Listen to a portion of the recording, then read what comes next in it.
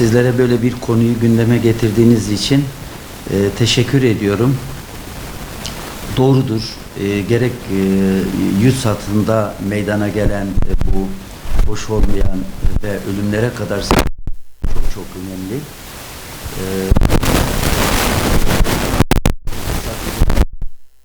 Satarken mevcut süre zarfında satılmayabilir. Dolayısıyla bu konuda satıcıların buna çok dikkat etmeleri gerekir.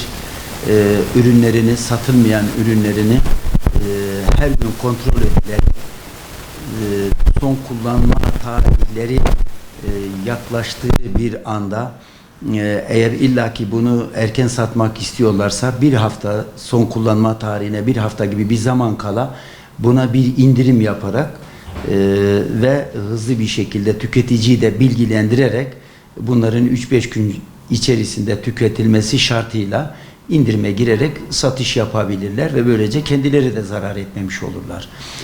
Bu birinci bir husus. İkinci bir husus, malumunuz son zamanlarda, son yıllarda ekonomideki hızlı artışlar insanları ekonomik yönden gerçekten zor durumda bırakmıştır.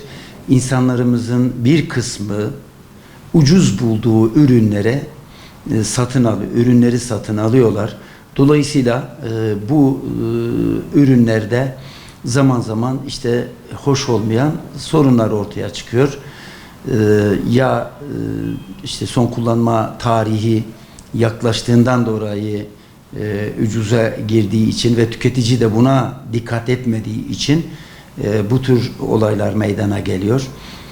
Bunun için burada da birinci konuyu satıcılar açısından değerlendirdik. Tüketiciler açısından da değerlendirdiğimiz zaman eğer bir ürün emsallerine göre ucuz buldunuz diye hemen sarılmayın. Eğer ihtiyacınız var ise alın ve almaya karar verdiğiniz zaman da mutlaka etiketine dikkat etmeniz lazım. Her ürünün üzerinde etiketin son kullanma tarihi, gramajı ve satış fiyatları gibi bütün bilgiler ürünün üzerinde olma zorunluluğu var. Tüketiciler de bunu rahatlıkla görebilirler. Tüketiciler bu son kullanma tarihine, gramajına, miktarına mutlaka dikkat etmelerini, kontrol etmelerini özellikle tüketiciler açısından da bunu istiyoruz. Buna dikkat etmelerini bekliyoruz tüketicilerimizden. Kurumlar açısından değerlendirdiğimiz zaman, yani denetim açısından da baktığımız zaman bu konuya da ilgili kurumların mutlaka denetimlerde sık sık denetim yapmalarını ve caydırıcı cezaların verilmesi gerektiğini düşünüyorum. Bir örnek vermek gerekirse, bir satıcı bir parti ürünü satmaya çalışıyor. Basit bir hesaplama yaparsak adam o problemli olan üründen 100 lira kazanıyor. Bunun cezası 1 lira, 2 lira, 5 lira. Yani %5'i oradan elde edilen karın ancak %5'i oranında bir ceza veriliyor. Bu yetmiyor. Adam diyor tamam ben 5 cezayı veririm ama 95'te hala benim karım var diyor. O zaman bu cezaların caydırıcı bir hale getirilmesi ve mutlaka hızlı bir şekilde bu cezaların uygulanması gerekir. Yoksa satıcı kar etmek istiyor ve bu caydırıcı olmadığı için dolayısıyla cesareti devam ediyor ve olaydan hemen sonra yeni bir parti ürün çıkarmaya çalışıyor. Dolayısıyla kurumların mutlaka sıkı denetim, caydırıcı ceza ve bununla ilgili gıdalarla ilgili gıda tarım il müdürlükleri, ilçelerde ise ilçe tarım gıda ilçe müdürlükleri bu konuyla ilgili kişilerdir.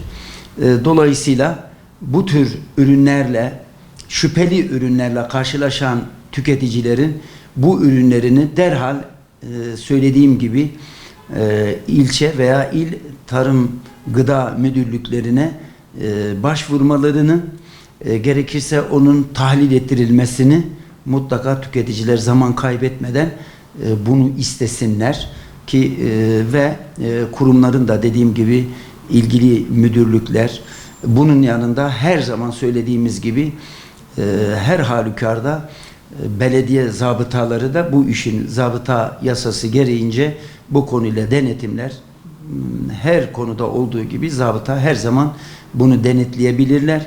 Hem fiyat açısından hem tüketim tarihi açısından veya buna benzer ne gibi olumsuzluklar varsa her zaman da zabıtanın görevidir. Vatandaş zabıtaya da başvurabilirler. Yani burada tüketicilerimize gerçekten her zaman altını çizdiğimiz bir konu, bilinçli olmalarını, araştırmalarını, merdiven altı ürün almamalarını, sadece marka deyip markanın peşinde koşmamalarını, sağlıklı ürün bulmaya çalışmalarını tavsiye ediyoruz. Sadece ucuzdur diye ürün almamalarını tavsiye ediyorum. Yani şu anda cezaların yeteri caydırıcı olmadığını düşünüyorum. Denetimler yapılıyor. Daha sıkı denetimlerin yapılabileceğini de düşünüyorum. Yanlış anlaşılmasın, kimseyi karalama, suçlama gibi bir niyet içerisinde değiliz. Kurumların, ilgili kurumların, tabi bu arada Gıda Tarım Müdürlüğü'nün yanında birinci derece gıda ve tarım müdürlükleri sorumlu olmakla birlikte diğer sağlık açısından, hijyen açısından da sağlık müdürlükleri aynı şekilde ilgi alanlarına giriyor. Ticaret Bakanlığı her zaman işin içerisinde. Yani bu gıda, tarım, sağlık, zabıta ve dolayısıyla ticaret il müdürlükleri ve Ticaret Bakanlığı daha doğrusu ve ona bağlı olan birimler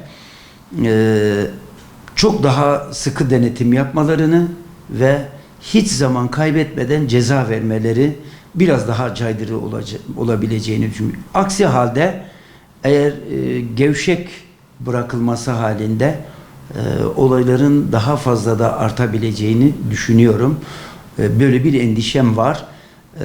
Mardin olarak da son birkaç hafta içerisinde, hatta son 3-5 gün içerisinde şifahi olarak veya telefonla arayıp böyle ufak da olsa, gerçi nahoş olmayan, yani sağlığı tehdit eden bir durum olmamakla birlikte az da olsa derneğimize bana bizzat telefonla arayıp durumu anlatan insanlar biliyorum.